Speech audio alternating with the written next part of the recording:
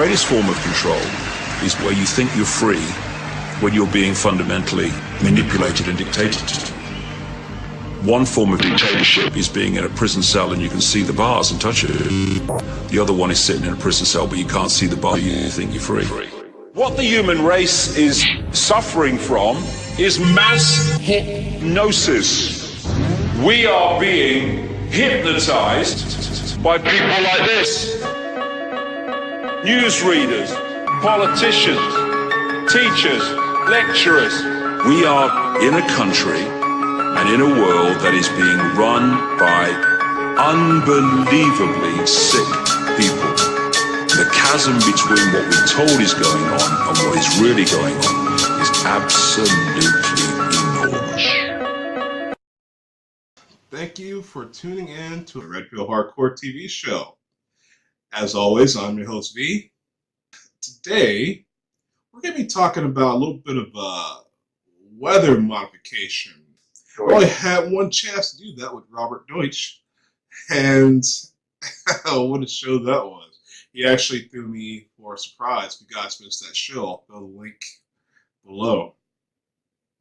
And I have an incredible expert on the topic. The world's leading, foremost knowledgeable person on the subject, Mr. Jim Lee. How are you doing today? Better than ever. Want to fight about it? Show us who you are. Come on. Oh, man. How you doing, man? Appreciate you having me on the show, brother. Absolutely. It's always great to have my brethren on the show. And so you are the owner, founder of climateviewer.com? Yeah, that's correct. I'm 41 years old, live in Sumter, South Carolina. I've got a wife and 2 daughters, and I run 3 websites, climateviewer.com, climateviewer.org, and weathermodificationhistory.com. So climateviewer.com is my blog. It used to be on WordPress. I now hand-code it with something called Hugo, which I'm in love with. And climateviewer.org is an open source 3D globe replacement for Google Earth. It's available at cesiumjs.org or something like that, but climateviewer.org is ClimateViewer 3D, where you can see real-time satellites, earthquakes, volcanoes, weather, and you can see maps you cannot find anywhere else on the internet, like geoengineering and weather modification projects around the world, cloud seeding generators across America, the HAARP High Frequency Active Auroral Research Project, and all of the ionospheric heaters from around the world. Finally, my jewel of the internet is weathermodificationhistory.com, where those who forget the past are doomed to repeat it. And it is the most complete, well-referenced, and most referenced site on the internet on the subject of the history of weather control and those who dare screw with our skies.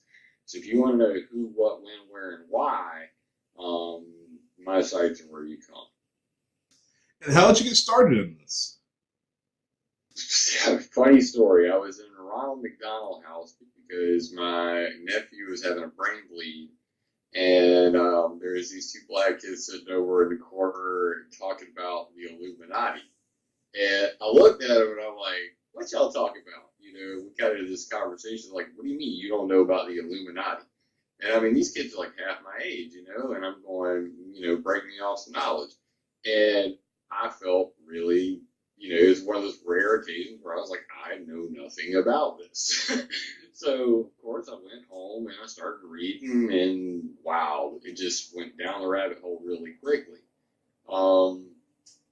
That's when I found out about Anonymous and, some of the things going on there.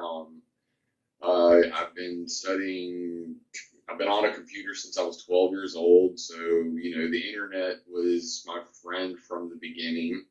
And I quickly started just learning a lot of things and realizing that the things I was reading, I wasn't hearing anybody else really resonate that idea. That's where my nickname Resonated was born. So my first couple websites were resonated.com, resonated.net. It's spelled REZN, the number 8D. And that was my moniker online for several years. And I talked about, harp and harp rings and things like that.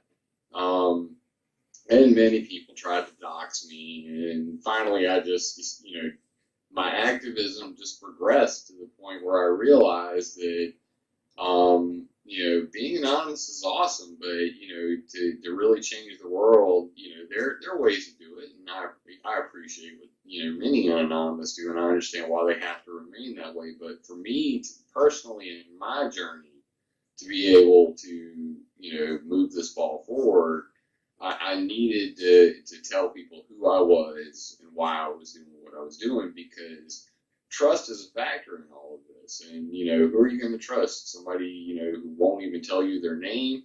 They're telling you, don't be scared. Go out and do something about this. But they're too scared to tell you their name because they fear for their life or whatever.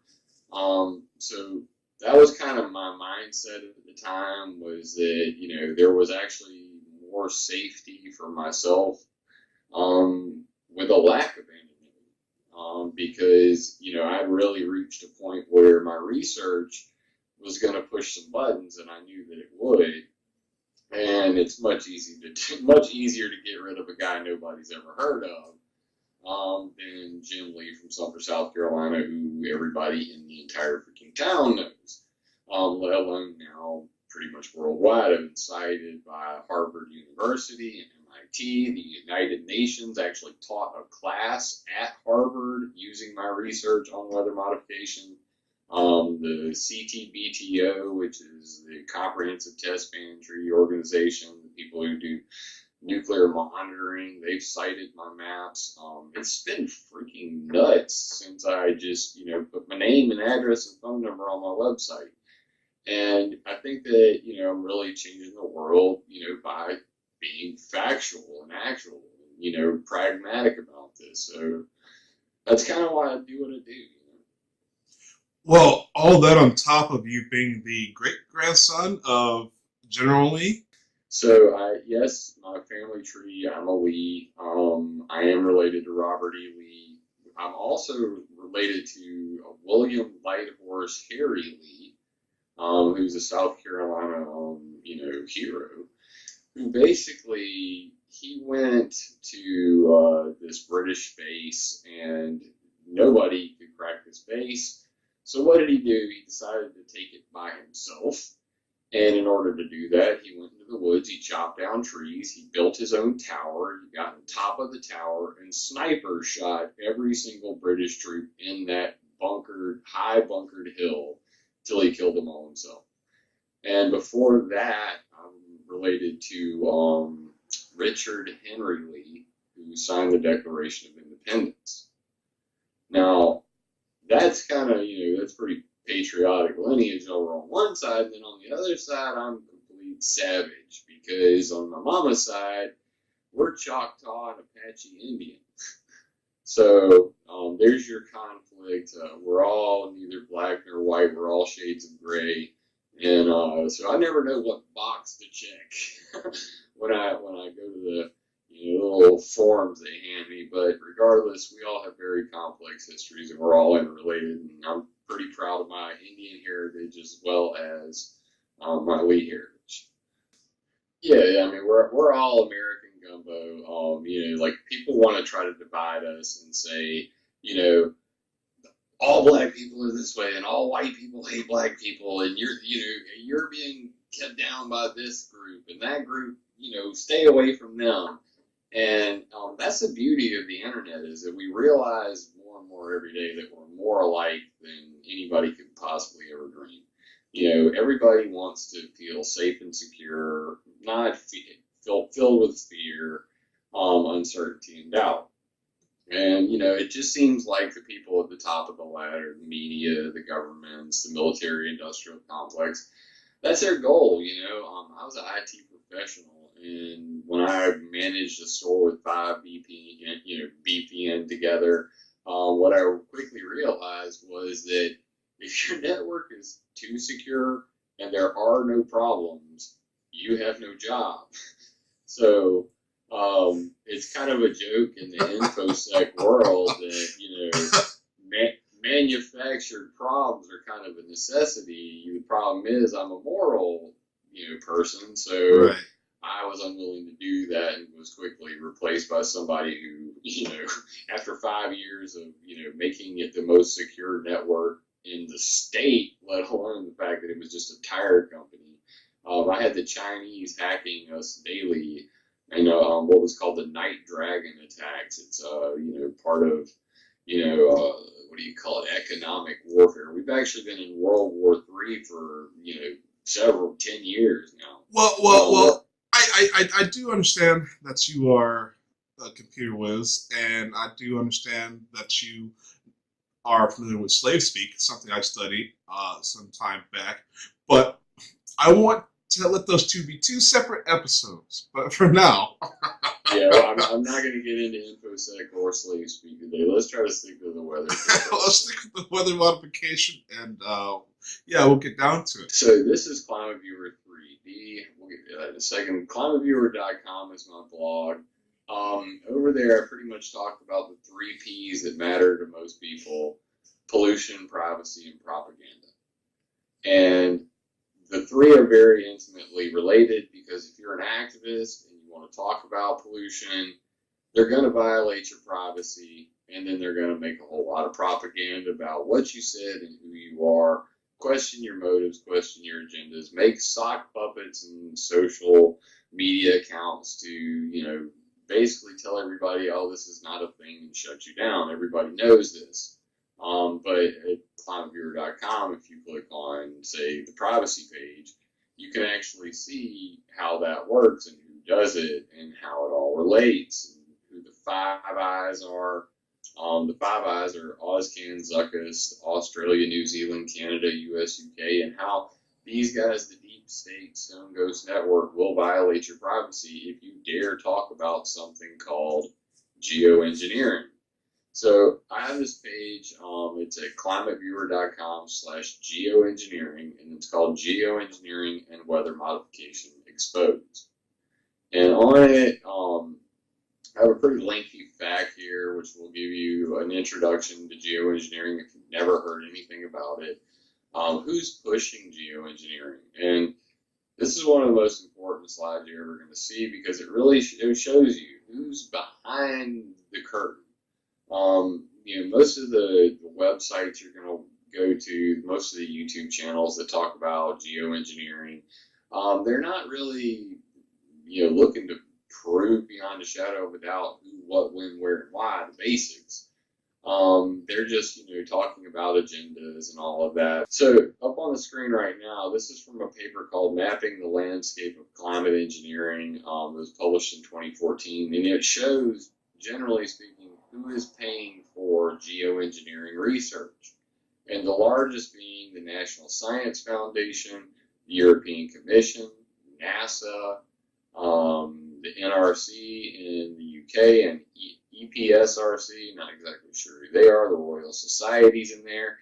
But this one right here, Fund for Innovative Climate and Energy Research, FICER, FICER, that is Bill Gates. And Bill Gates put a whole bunch of money in a pot, and he said to Ken Caldera and David Keith, you guys decide who to give the money to do the research. So that's why they're the 2 most famous geoengineers on the planet. And on the right-hand side of this image, it says SRM authors, and you can see their names here: Ken Caldera, David Keith, Alan Robach, Ben Kravitz, Peter J. Irvine, Jim Haywood, Andy Jones, Philip Roche, and the list goes on. So these are the guys who are really pushing the current global governance of geoengineering or solar radiation management. So if you're new to this and you don't know what solar radiation management is, please come over here and check out the fact sheets and the geoengineering programs and stuff. But basically it goes like this. They'll tell you that global warming is causing X, Y, and Z, and that in order to cool the planet down, that they can mimic a volcano by spraying sulfates, metals, and other materials like diamond dust into the sky and reflect sunlight away. So that's blocking sunlight coming into the planet. That's called solar radiation management, SRM. This is a form of geoengineering.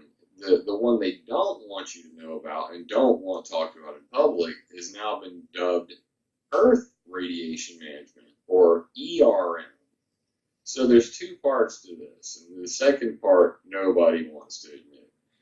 SRM is basically the use, blocking the incoming, the incoming radiation. ERM is when the heat hits the ground, it should be going back out to space. There's something stopping it. And that thing that's stopping it is commonly referred to as chemtrails on the internet. So these cirrus clouds, once the sunlight goes through them and hits the ground, they create a blanket. And that blanket is also what I like to call the Venus effect. Venus is covered in sulfuric acid clouds and will never have a cloud to stay ever again. And that's the future of our planet if we don't stop the aviation industry and these nefarious individuals who want to create clouds from doing so, because there has been a 100-year agenda to melt the poles to get to the oil and gas at the North and South Pole, specifically the North Pole. And this agenda has not gone away. In fact, the agenda is as clear as just a little bit of slave speak.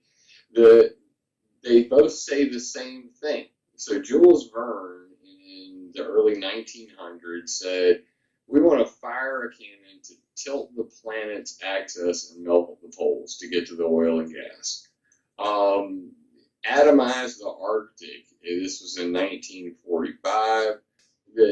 Atomizing the Arctic, melting the poles with nuclear blasts. And then it goes on to a Russian scientist, Gardovsky or something like that.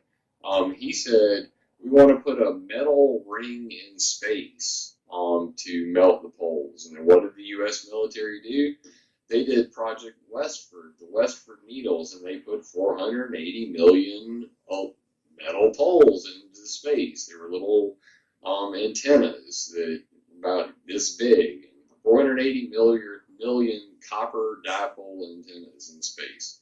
So was that a coincidence? I don't know. They said they were trying to create an artificial ionosphere, but the Russian guy just said, let's put metal particles in space to melt poles. So when did all this change? I mean, when did they decide, hey, melting the poles would be a bad idea? I never really did. In a paper from 1961, Climate Engineering Prospects, I'd have to pull it up real quick, it's on here. So let me bring the share screen up, we'll all do this together. Because that's why it's good to take notes, right? So over here on Weather Modification Exposed, you can come down here and go to the Contrail Series section or the History of Chemtrails. And then you can scroll down. I have two subsections, one on HAARP, one on chemtrails. But chemtrails go by many names. This again is slave speak. Chemtrails, persistent contrails, spreading contrails, contrail cirrus, contrail-induced cirrus, contrail-induced cloudiness, aviation-induced cloudiness, aviation-induced cirrus cloudiness. All of these are terms I found on Google Scholar. So they're all the same thing. But if you scroll down to right about here, where is it melting the poles? Are cirrus clouds melting the poles? What you're going to see is that this has been a 100-year agenda to do that, to move Earth and melt the poles. $190 million Newfoundland jetty would cause axis to shift. End of iceberg menace. Plan to send Gulf Stream unchilled into Arctic's heart, abolishing fogs and extreme cold. Then we have 1929, Hermann Oberth, giant mirrors in space to melt the poles, the most dreadful weapon, or what was called the burning glass, a mirror in space that focused sunlight and cooked the poles. By the way, the Germans actually tried to make this. It was called the sun gun. So that could have went really badly in World War II had they pulled it off. Professor Julian Huxley from UNESCO back in 1945 said exploding atomic bombs at an appropriate height above polar regions, could melt poles. And then, as you can see here on my Climate Viewer 3D map, that's exactly what they did. Let me go ahead and load that up over here in the background. Well, this is a really big file. I'm going to go over to nuclear explosions and click on nuclear explosions, let that load. But it was atomized. The Arctic was the title of the paper, and they did that. And then, of course, I was pretty close on the name. 1958, M. Gorodsky and Valentin Cherenkov proposed placing metallic potassium particles in Earth's orbit, and there is one of those antennas. You can see it right there on the tip of the finger. Those are all over the freaking North Pole now, and some of them are still in space today. A lot of them are still in space today. But this is why I came here. So in this same section, 1966, the Committee on Atmospheric Sciences from the National Research Council stated their report, Weather and Climate Modification Problems and Prospects, that jet aircraft are creating too much water vapor in the stratosphere, and that could raise the Earth's surface temperature by 1.6 degrees Celsius. Riddle me this. 1966, Weather and Climate Modification Problems and Prospects, they said just the water vapor coming out of all of these planes would heat the planet by 1.6 degrees Celsius. And he said supersonic transports could double the concentration of water vapor naturally present. This would affect the radiation balance, but not in a very important degree, according to model calculations by Manabe, 1965. Assuming fixed relative humidity, Manabe finds that a 5-fold increase in stratospheric water vapor would raise the temperature of the Earth's surface by 1.6 degrees Celsius. So what are they really saying here? So then you come forward to COP21, or the Paris Accords, the Climate Engineering Accords, and what do they say? They say the exact same thing. They say, well, we want to limit the heating of the planet to 2 degrees. So all along, the guys who were talking about melting the poles, they said that they needed to heat the planet by about 1.5 degrees Celsius to melt the poles to get to the oil and gas at the North Pole. And what does the IPCC say? IPCC say we want to limit the heating to 2 degrees. Not too hot, not too cold, melt them poles. It's all the same thing.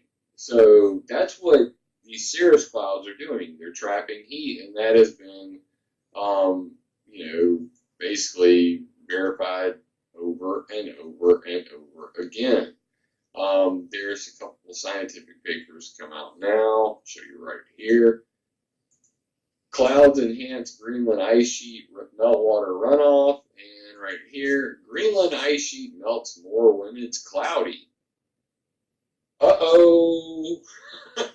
So I went and I spoke at the EPA. I made an EPA hearing basically happen. They called me and said, hey, please don't come, Jim. You're the only one in the world who even said that they wanted to do this thing. Why don't you just call this off? You could just write us and we won't have to, talk about all this cloud problems. Well, that's exactly what I did. I said, let's go ahead and have a hearing. And I went up to Washington, D.C. And at that hearing, I said, look, guys, you're here to regulate greenhouse gases coming out of planes because of COP21, because Obama told you to. and you're trying to deliver on his COP21 promises. I get that. But just from me to you, all the people in the public are not concerned about, all the people being anybody who ever read the word chemtrail, and there's a whole lot of us. We're concerned about planes making clouds. We're not concerned about CO2 and nitrous oxide and all of these 6 greenhouse gases that the EPA is trying to regulate. We're concerned about metal coming out of planes and how those metals make clouds. That's a big freaking problem. In fact, metals are much more dangerous to human health than greenhouse gases ever will be. And the EPA, of course, didn't like that very much. I had a guy from the Sierra Club, which is this global NGO. We were done. Everybody was done testifying. As a result of me doing this, 20 separate NGOs had to show up and testify, and I brought 4 of my friends that each had a different version of the chemtrail story. I didn't want it to just be my version of the story because, the day we all agree is the day we could all be wrong. So I said, hey, let me get, Patrick Roddy believes this, and Amanda Bays, who's Madison Stormoon, she believes this, and Max Bliss is going to talk about the New World Order. And luckily, a guy that I met on Twitter, Michael Saraceno, he came and talked about how metals affect Alzheimer's and are affecting people around airports, and gave a whole lot of statistics on that. I mean, I think we really kicked ass. So it something that I just started on a whim and pushed turned into this huge freaking hearing. And what did I get? I got the heroes, the talking heads of the chemtrail community bashing me at every turn, just trying to shut me down because I had the nerve to say jet fuel. And that's some slave speak if there ever was one. It's about controlling your mind through the use of words and saying the word chemtrail instead of saying contrail. Right. Or don't ever say cirrus clouds because those are natural, But the fact remains is this: whether it's a chemtrail or a contrail, when that shit spreads out and it covers the sky, it is now a cirrus cloud. It may be an artificial cloud, which is why if you go to climateviewer.com and you look at the archive section, my tags, I tag it artificial clouds because that's what they are. They are man-made clouds. Okay. Nobody can argue about that. Okay. I guess you haven't seen my movie yet, have you? You're going to have to send me a link, baby. All right. In case anyone watching right now has not seen my movie, we're going to commercial break. I'm going to forgo the usual going to break segments. We're going to jump right into the commercial and then jump right back.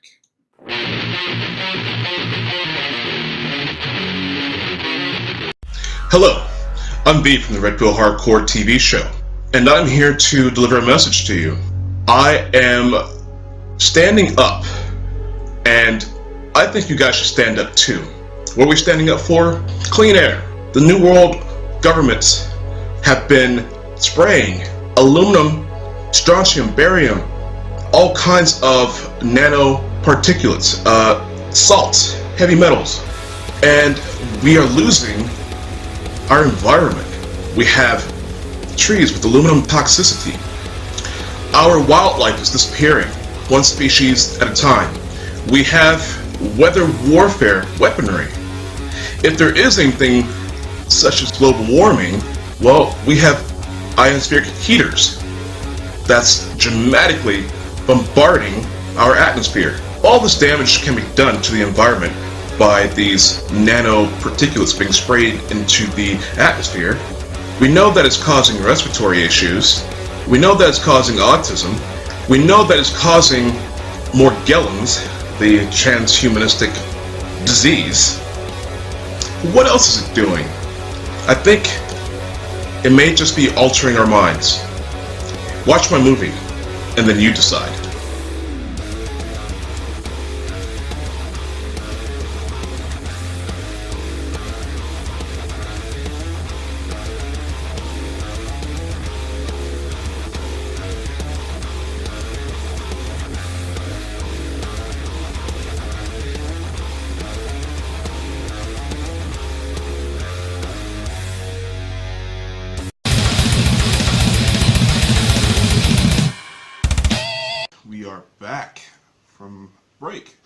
guys haven't seen my movie, please watch my movie because it's all about chemtrails and guess what? Mind control. Nanoparticulates, these metal rods that are all over the Arctic. Well, these nanoparticulates come together inside your body too. And they're there for nefarious purposes.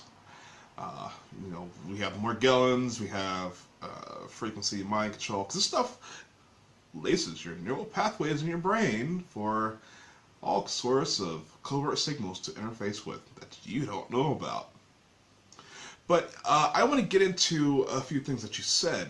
Bill Gates, one of the main investors, or funders, or I don't know what term used.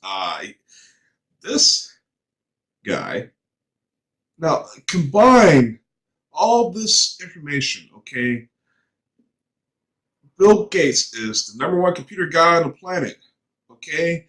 And you have transhumanism, you have these metal particulates in your body. Your brain's a computer, ladies and gentlemen. And who wants access to your brain more than the NSA? Probably Bill Gates. I mean, he's already vax injuring and committing genocide across the planet. So, I mean, how you feel about that? There is a definite link between metal in the body and EMF health effects. I have a special page on that called Wi-Fi, cell phones, Wi-Fi, and EMF health effects.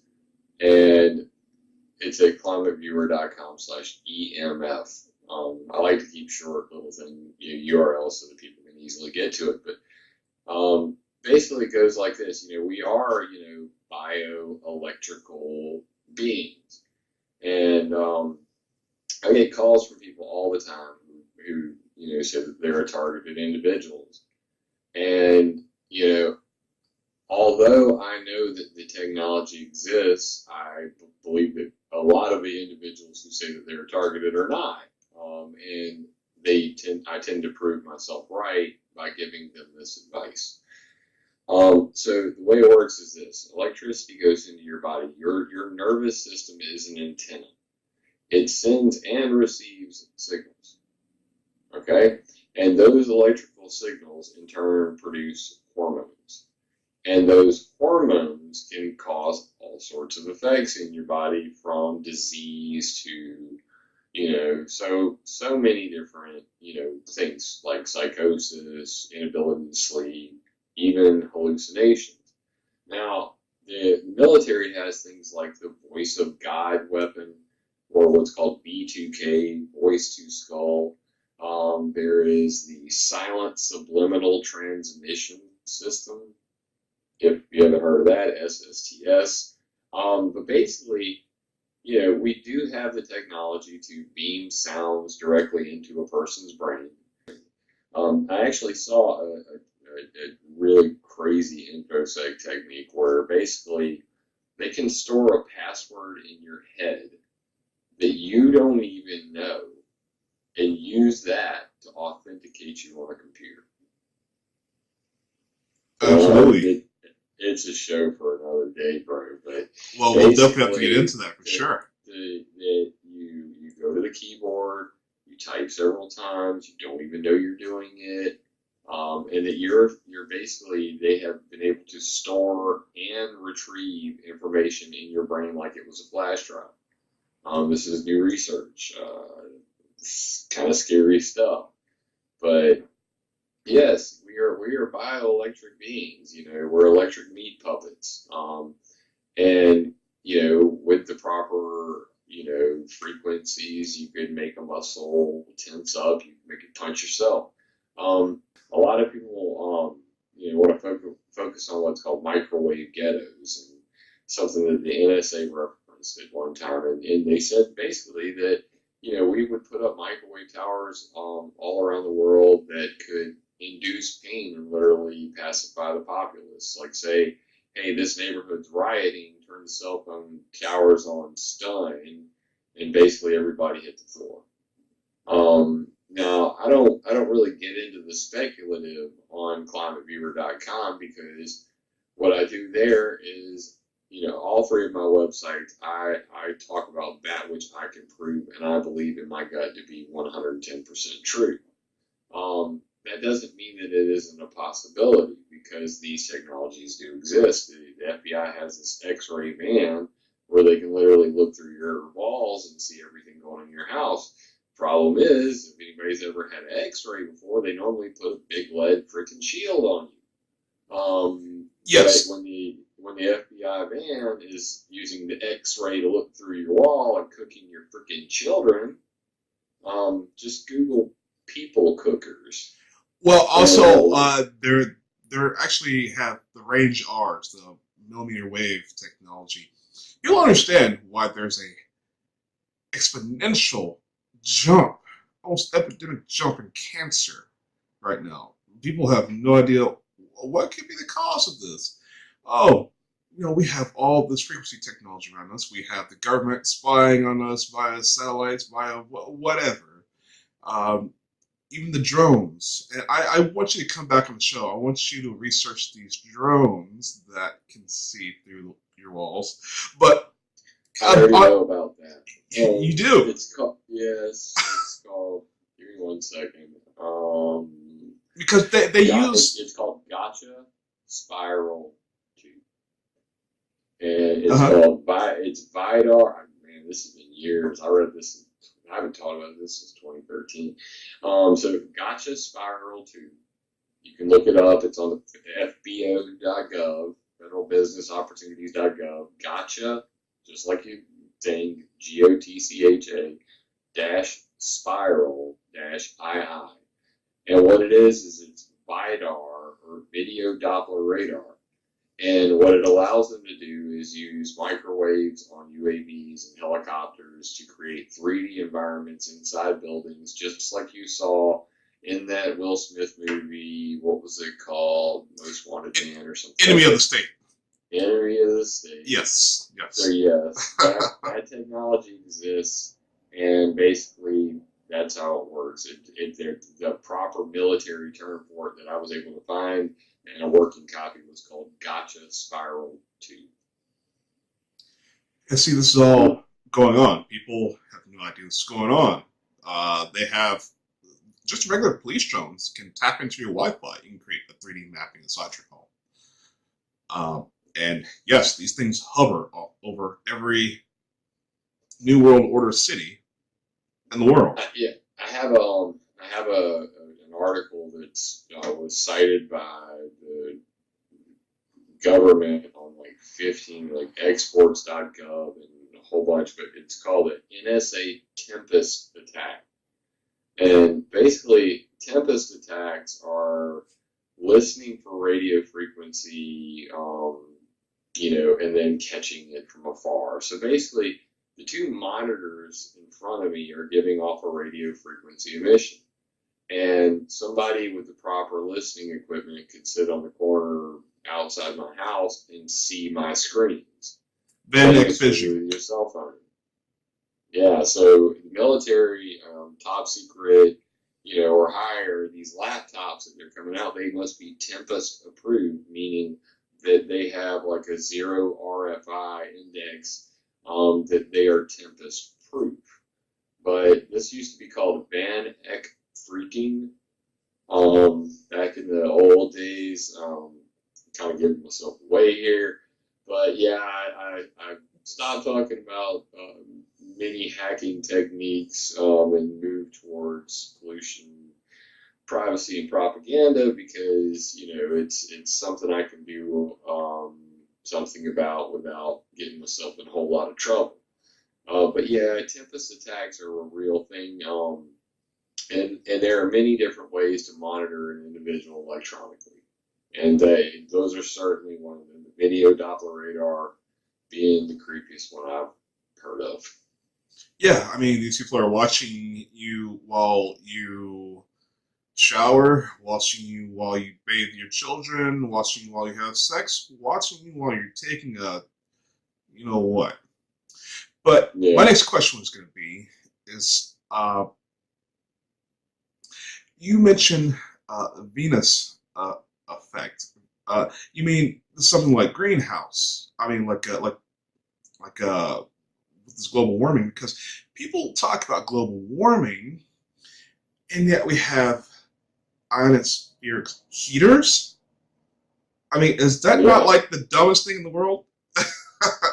Do they not? I mean, that's why I started mapping out all these microwaves. I just, I was like, wait a minute, let me get this straight. I ain't close to this. Well, the government does this, from chaos into order. They cause the problem to introduce a solution. Even though it's sort of backwards in this case. Yes, the globe is heating up while we have ionospheric heaters. That's a no-brainer, ladies and gentlemen. Yeah, let me before I turn on the atmospheric heaters, they mentioned nuking the Arctic to melt it. This is above Russia, and those are the nuclear bombs. Wow. I mean, they went there, dude. Check this. Turn it on its side. So this is your Arctic getting nuked, and the Russians wanted to try to melt all the ice up there. I don't think that worked out too well for them.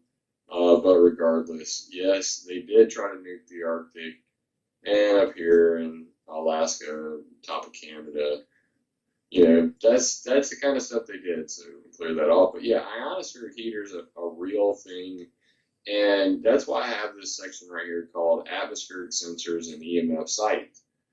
So what I was doing was I had this idea. I said to myself, wait a minute, they're saying that greenhouse gases, that people lighting fires and burning stuff is heating up the planet, but they're putting bajillions of watts of electricity into the sky. And what is the sky made of? It's made of water. So if I put a cup of water in my microwave, which I no longer own, my wife has thrown out literally 3 microwaves. We don't own one anymore. But when I had a microwave, I could put water in it and heat it.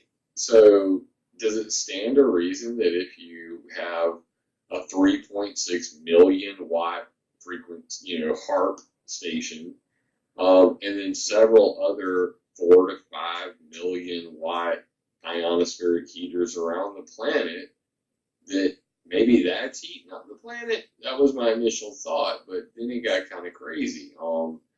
I added missile defense radars to the mix, and then I realized that each of these are like 5 to 6 million watts. And then I got the super dual auroral radar network, and then there's the digisons, which are ionosons, and ELF and VLF transmission sites, and it gets kind of crazier by the second. And what you quickly realize is these are just the big ones I'm showing right now. I mean, I could really coat this thing. No, really coat it. Let's go down that list. Let's go down that list. Please. All right, so here I'll show everybody real quick. I'm gonna come down here to base globe, and I'm gonna click on Bing aerial, so we turn the satellite on. And I'll show you what a ELF VLF site looks like. So one of the most famous ones is an Exmouth. It's right down here. And it looks like this. All right. So underneath the ELF VLF transmission site, I made a ELF VLF antennas visual reference map so that I could show you where the antennas are on this. And check this out. This is what they look like. Full screen, and there's the antennas. Can you see those in black right there? Yeah, sacred geometry, by the way. Doesn't it look that way? So if you click on this, you can actually see a photo of that. Why are these images not working? I'll have to figure that one out in a moment. Image check. Oh, that's because I didn't back them up. I'll have to change it. I have backups of every image that's in here. But regardless, this is the Exmouth. In Australia, it's 2 million watts. Okay, so this is an antenna that it's a transmission station to talk to submarines, and what it does is it shoots 2 million watts into the air. And that's one of so many. I mean, you come over here. This is another really cool looking one. This is Jim Creek Naval Radar Station. you can see where they cleared the trees for this thing, but it's actually in a valley. So I think I have it on flat map right now. Let's turn on the 3D. So let's go all the way down here, and I'm going to hit 3D terrain and give it just a second while it pops it all back together. So I'm going to redraw all this stuff, and hopefully they won't be floating in the air. Where do we go? Yeah, they're floating in the air. This is a phenomenal site. I have fun with it, man. I have too damn much fun with this. All right, so let's turn that on and that on. And now we can come down here and actually see it in 3D. So check this out, make that full screen. And it's like in a valley. And there's antennas running all the way across this valley from pole to pole. So, I mean, that is a huge antenna array. And as you can see there's the picture on that. Let's go back over here. I'll zoom in on that so you can see it. But that's what we're looking at.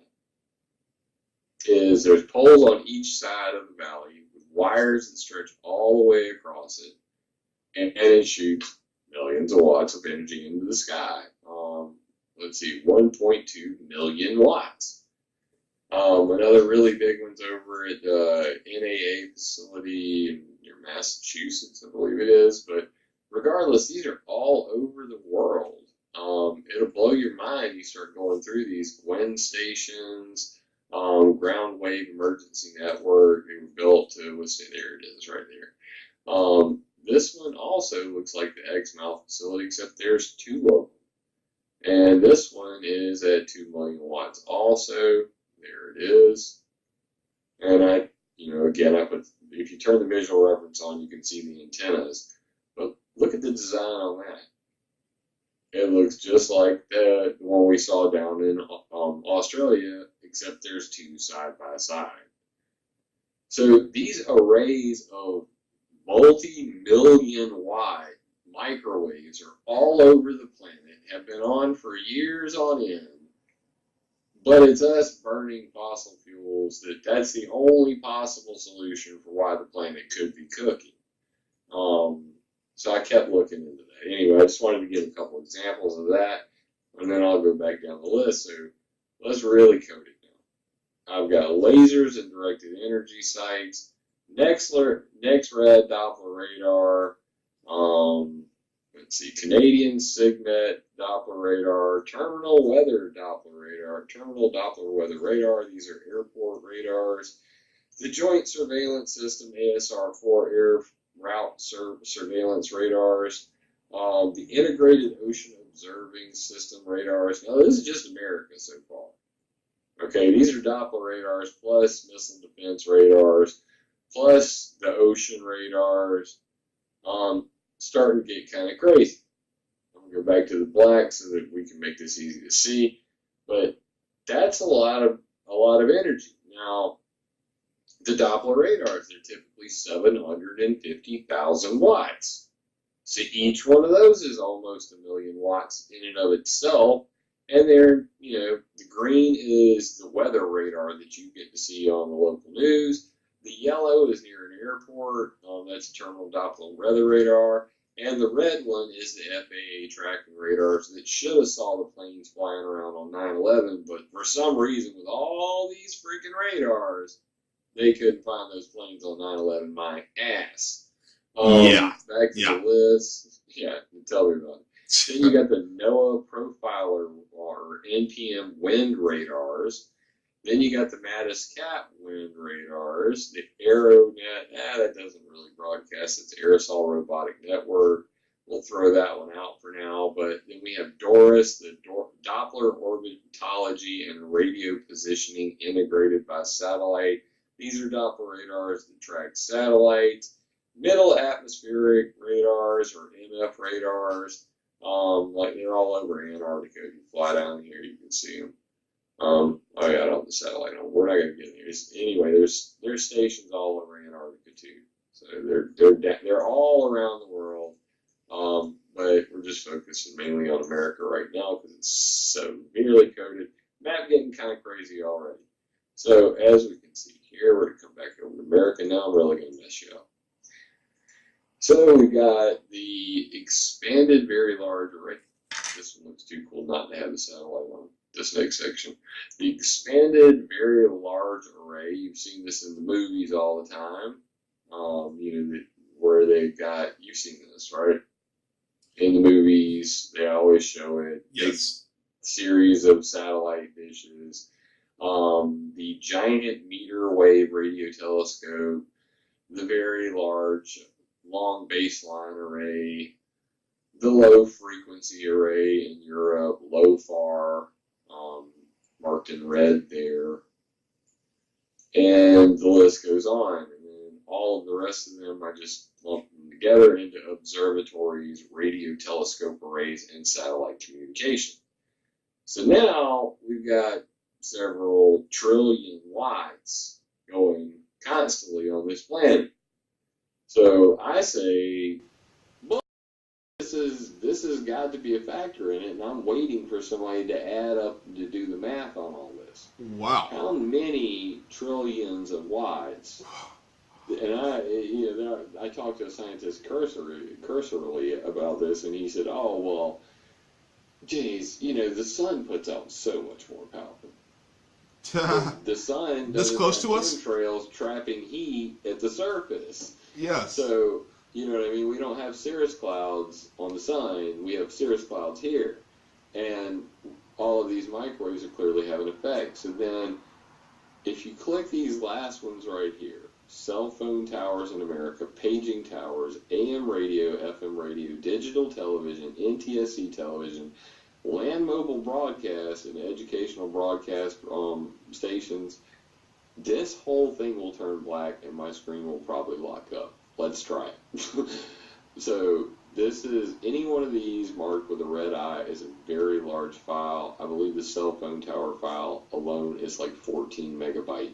It only accounts for, I would say, probably not even 50% of the actual cell phone towers that are out there today, because this is the FCC database from 2011, and they have not updated it since. Wow. So as soon as I get a newer copy, as you can see, it just went black.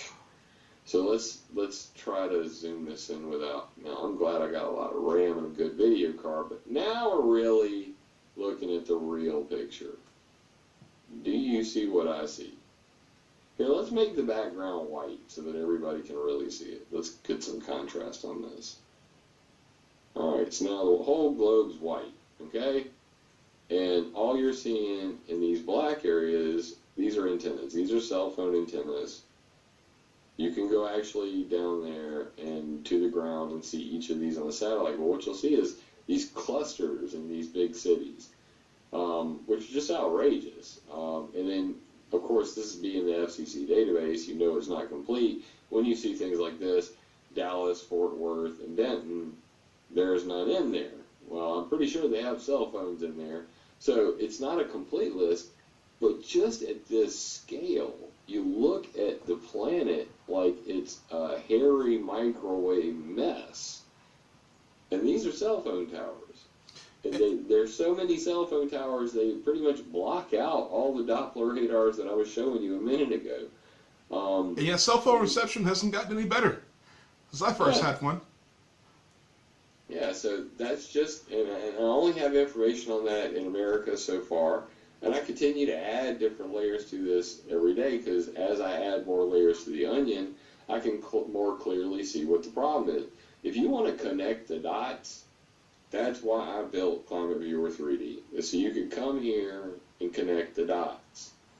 And I got more dots than you can shake a stick at. And if you click on these, it actually will tell you, pretty much who each of these are. Like you click on the radar, it'll tell you this is radar station JKL, this is the joint surveillance thing, and all of these,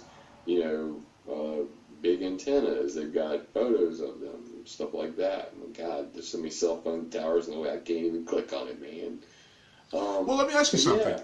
Let me ask you something. I lived in California, and actually I had an apartment, and right next door we had a storage unit place, a storage facility. And there was a huge tree tower.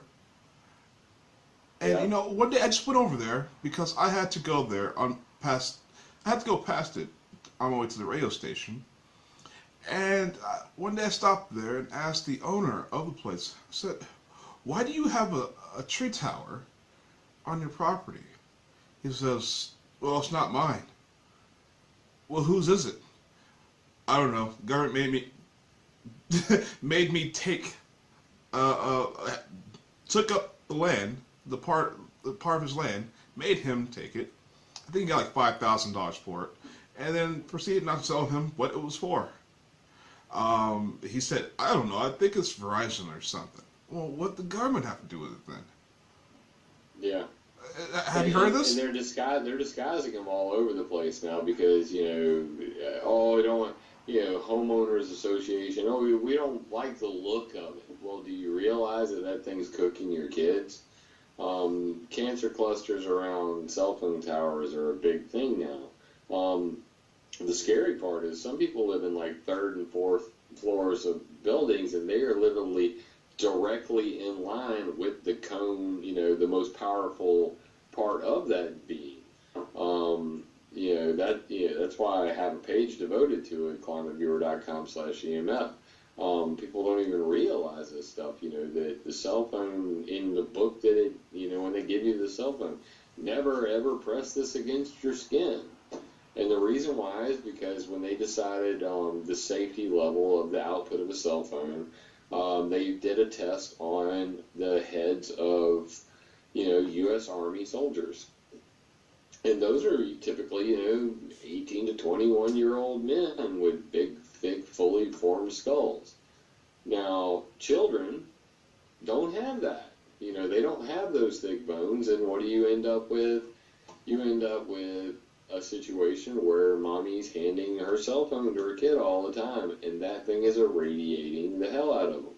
Mainly in, the eye, it starts in the liquid parts, so eyeballs, testicles, ovaries, brain, glioma, things like that. So people are getting cancers at enormous rates because of all these microwaves.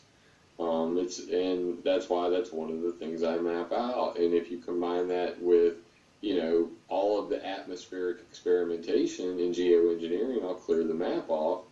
But you come down to the geoengineering section, and what you're going to see is that, that's also something that's been going on, that weather modification projects happen all over the world, that companies like UCAR, or it's a University Corporation for Atmospheric Research, they do these global tracer experiments, and they're dumping things like trimethyl aluminum, barium, titanium, strontium, all these metals, that they fire sounding rockets into space. I call them chemtrails from space. They've done this for 60 years. If you come over to weathermodificationhistory.com, you can read all about them. So this is a chemtrail from space, artificial strontium and barium clouds in the upper atmosphere, 1966. And they've been shooting these metals into space. So to what you were saying earlier about them filling you with metals, there's metals coming out of the planes, and they've been firing aluminum and barium from sounding rockets into space for 50, 60 years. What goes up comes down. You're breathing it, and if you think that's air you're breathing, you're crazy. That's what Morpheus said. Yeah, that's right, man. And that's what he was talking about, man. So you can just go to weathermodificationhistory.com, and over here on the side you'll see sounding rockets, and you can flip through that and see things like the charged aerosol release experiment care, triggered lightning, triggering the high frequency variant. Anyway, just go through it, man. Click on sounding rockets, beam experiment aboard a rocket, bear, Project Waterhole, and the list goes on and on. NASA Project Cameo, barium cloud over Alaska. This is the secret part that people don't want you to know about. And if they did, if people knew that, basically that's what's been going on all this time, that, they've been shooting aluminum and barium into space for 60 years and it's coming down, that aluminum and barium are coming out of aircraft, that people might be pretty concerned about that. And that's why I created weathermodificationhistory.com, because those who forget the past are doomed to repeat it.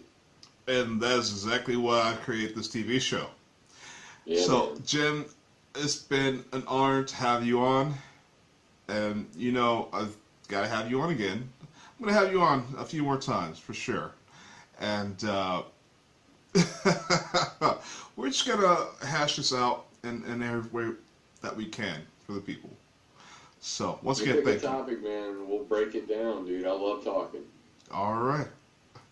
And so, ladies and gentlemen, please visit those websites and support our work, his work, my work. Support your own activism. Be your own hero, your own activist, and let's do something about this, okay? So with that said, thank you for tuning in to the Red Pill Hardcore. I'm V, and I'll see you next week.